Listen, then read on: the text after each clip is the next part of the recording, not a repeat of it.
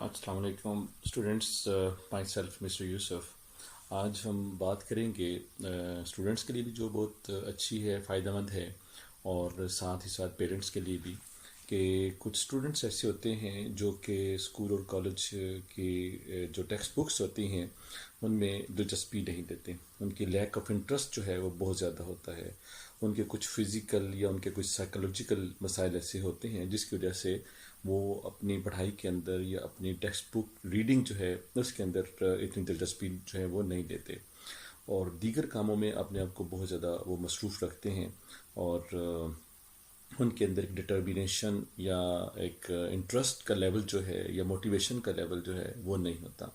تو lack of self motivation کی وجہ سے ان کو جو ریڈنگ کے اندر یا ٹیکسٹ بک ریڈنگ کے اندر جو پرابلمس ہیں وہ آتی ہیں. ایک تو ہمارے پاس جو ہے وہ یہ ایک وجہ ہے کہ ان کے اندر موٹیویشن یا ریڈنگ جو ہے کا لیول جو انٹرسٹ ہے وہ نہیں ہوتا.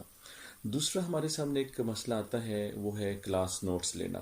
کچھ طالب علم جو ہے وہ شکایت کرتے ہیں کہ انہیں کلاس نوٹس لینے کا طریقہ نہیں آتا، انہیں اس بات کا علم نہیں کہ ان کو نوٹس کو آرگنائز کیسے کریں، نوٹس کیسے بنائیں، اور اپنے فرینڈس سے نوٹس جو ہیں وہ ایکسچینج کیسے کریں، یا اگر ٹیچر جو ہیں کلاس کے اندر پڑھا رہے ہیں تو وہ کس طرح سے نوٹس بنا سکتے ہیں. وہ ایک مین آئیڈیا کو پک نہیں کرتے اور شارٹ نوٹس جو ہے وہ نہیں لیتے.